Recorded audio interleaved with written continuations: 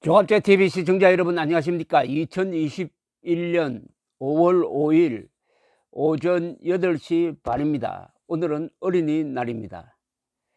어린이처럼 이제 맑은 마음으로 돌아가서 내년 3월 9일 전 국민 쓰레기 대청소 날까지 309일 남았습니다. 이제 쓰레기를 치워야 되겠습니다. 집안에서 쓰레기 치우듯이 이 나라의 쓰레기들을 치워야 합니다. 국민을 쓰레기로 보는 쓰레기 집단을 정리를 해야 합니다. 다만 분리수거를 해야 합니다. 그래서 거기 쓰레기라고 불리는 세력 안에서도 좋은 사람이 있습니다. 헌법을 소중하게 여기는 소수의 사람들이 있습니다. 이런 사람들은 청소하면 안 되죠. 분리수거를 위해서는 지금부터 쓰레기통을 잘 관리를 해야 합니다. 쓰레기를 모아놓기만 하면 안 됩니다. 반드시 살충제, 살균제를 뿌리고 뚜껑을 단단히 덮어 놓아야 합니다. 그러면 또 그렇지 않으면 쓰레기들이 또 밤사이에 튀어나와 가지고 세상을 또다시 어지럽힙니다.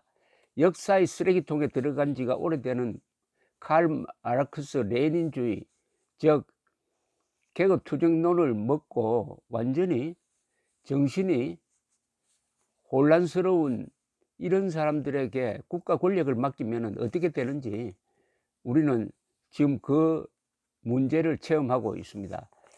이 집권 세력 중에서 말을 참 험하게 하는 사람이 있죠. 이재명 경기도지사. 나이가 저렇게 많은 사람이 어떻게 저런 수준 낮은 이야기를, 그것도 가족에 대해서 하느냐. 이 사람이 최근에 또 돌출 발언을 하나 했습니다. 러시아 백신까지 도입을 하자, 러시아 백신을 도입하자 했더니 정세균 전 국무총리가 경솔하다고 반박을 하니까 그래도 해야 한다, 과잉 방역이라도 해야 한다라고 이야기를 했는데, 이 이재명 씨가 뜨끔할 사건이 하나 생겼습니다. 즉 슬로바키아에서 러시아 백신 스푸트니크 5를 도입을 했다가 국민들이 반발을 하는 바람에 이 국무총리가 물러나고 말았습니다. 정권이 무너져 버렸습니다. 지금 다른 나라에서도, 유럽의 다른 나라에서도 지금 러시아 백신 도입을 둘러싸고 내분이 일어나고 있습니다. 이게 바로 푸틴의 전략이라는 관측이 많습니다. 일부러 그렇게 한다는 겁니다. 이 백신을 유럽 단합을 붕괴시키는 하나의 술책으로 사용하고 있다.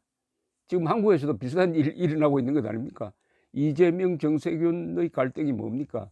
러시아 백신 도입을 둘러싼 것 아닙니까? 그걸 푸틴이 노리고 있다고 보는 면은 어떻습니까? 이재명 씨.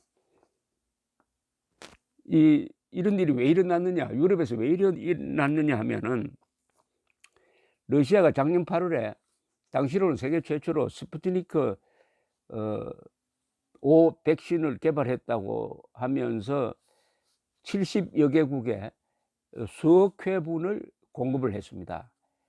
특히 지금은 유럽연합 소속이지만 과거 냉전 시절에 소련 위성국이었던 동구권에서 도입을 하기 시작을 했습니다. 그 중에 슬로바키아입니다. 이 슬로바키아라는 나라는 원래 1990년대 초까지는 체코슬로바키아라고 불렸는데, 체코와 슬로바키아가 이게 역사적 배경이 좀 다른 세력입니다. 그래서 조용하게 분리를 했습니다. 이 보통 한 나라가 분리할 때는 막 싸우고 내전하고 하는 법인데, 이 체코슬로바키아 사람들이 참 점잖은 사람들입니다. 이 사람들은 이 슬라브 사람들인데, 슬라브 사람들의 신중함과 이 독일 문화권에서 오래 살아서 독일 사람들의 부지런함을 같이 갖고 있는 사람들이니까 조용하게 이혼을 했습니다. 체코와 슬로바키아로.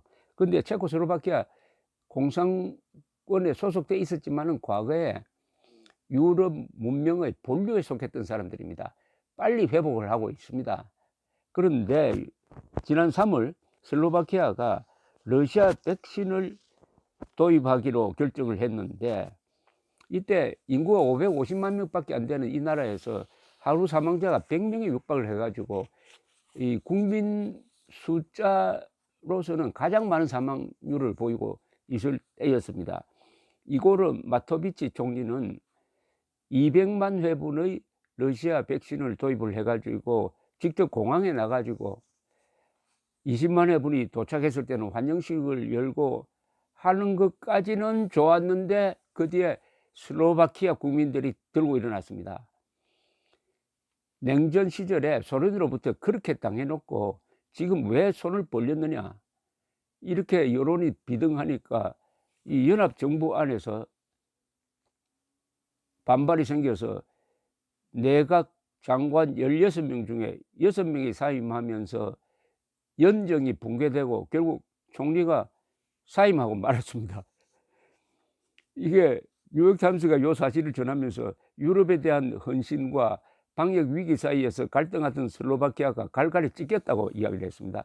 이 슬로바키아는 EU 회원국이니까 러시아와 상당히 적대적 관계인데, 그럼에도 불구하고 러시아 백신을 도입을 했는데 갑자기 슬로바키아 사람들이 과거를, 이 일종의 역사 논쟁입니다. 과거에 우리가 소련한테 얼마나 당했느냐. 특히 1968년 프라하의 봄이라고 있었습니다. 그때 체코슬로바키아 지식인 중심으로 들고 일어나서 반소련 시위를 하다가 그때 브레즈네프 서기장이 군대를 보내가지고 무력으로 탄압을 했습니다. 그게 바로 1968년이니까 아직은 기억이 생생하다 이겁니다. 자, 또 다른 나라가 있습니다. EU 회원국인데 동유럽 소속으로서 헝가리. 이 헝가리는 지금 이 정권이 상당히 독재화되고 있다고 해가지고 EU로부터 상당히 비판을 받고 있습니다.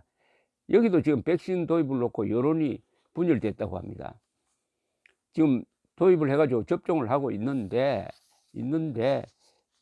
야당이 어떻게 우리가 러시아와 전쟁도 했고 1956년에 러시아로부터 무력 진압을 당한 걸 생각을 하면 어떻게 그럴 수 있느냐 해가지고 또 반발이 일어나고 있다고 하는데, 여기는 이 정권이 강해요. 그러냐 밀어붙일 자세를 보이고 있습니다. 이것도 역사 전쟁입니다.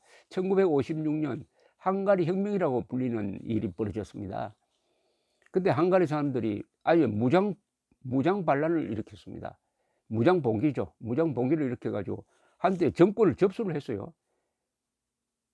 그리고 소련군이 일단 뒤로 물러났습니다. 그러다가 크루시초프가 이렇게 놔두다가는 동구가 다 무너지겠다 해가지고 탱크를 보내가지고 아주 무자비한 탄압을 했습니다. 그리고 많은 사람들을 붙들어가지고 총살하고 해가지고 헝가리 사람들의 사무친 원한으로 남았죠. 다만 헝가리는 그렇게 들고 일어났기 때문에 그 뒤에 소련이 헝가리에 대해서는 특별 대우를 했습니다. 즉 헝가리는 상당한 개방을 허용을 했습니다. 그래서 동구권에서 가장 잘 사는 나라가 헝가리였습니다. 이 헝가리가 1989년 한국과 최초로 수교한 나라가 되었습니다. 헝가리라고 하면 그 헝가리 사람들이 한국 사람들하고 비슷하다 이런 이야기를 하는데 그것도 일리가 있습니다. 이 헝가리 사람들은 이 게르만족도 아니고 앵글로색손족도 아니고 라틴족도 아니고 이 마자르족인데, 이 마자르족이 이 한국과 비슷한 이 몽골 투르크 계통의 유목민족이었습니다. 그 사람들이 10세기 11세기에 쳐들어와서 지배민족이 된 경우입니다. 그 헝가리도 지금 내분에 직면해 있고, 그 다음에 또 이 오스트리아도 100만 회분의 이 러시아 백신을 도입을 했다가 다른 나라들로부터 반발을 사고 있다고 하고, 리투아니아와 폴란드는 아예 러시아 백신 도입 안 하겠다고 선언을 해버렸습니다. 이렇게 되었는데 이재명 씨가 이 러시아 백신을 도입하겠다, 뭐 도입하려면 우리 중앙정부의 승인이 있어야 될 텐데 그러지 않고 경기도가 따로 도입을 하겠다. 도입을 한번 해봤으면 좋겠어요. 우리 국민들이 어떤 반응을 일으킬지. 과연 러시아 의약품을 우리가 믿을 수 있느냐 하는 문제뿐만 아니라 지금 미국과 소련과의 관계에서 미국이 그걸 좋아하겠느냐 하는 것도 고려하지 않을 수 없습니다. 동맹국이니까. 동맹국은 다른 나라의 사정을 자기 나라 사정처럼 생각해 보는 겁니다. 이재명 지사의 아주 좁은 시각 그리고 위험한 시각을 단적으로 보여줍니다. 이런 사람이 대통령이 되면 실수를 합니다. 대통령의 직무 중에서 가장 큰 게 외교 안보거든요. 또 외교 안보에 대해서는 이게 국회나 사법부가 견제를 할 수가 없어요. 거의 대통령의 독점적 영역입니다. 이번 이 사태를 보면서 이재명 지사의 수준을 이제 알 수 있게 되었다. 반면교사가 하나 나타났으니까 이재명 지사도 더 무리하게 밀어붙이지는 못하지 않을까 하는 그런 생각이 듭니다. 감사합니다.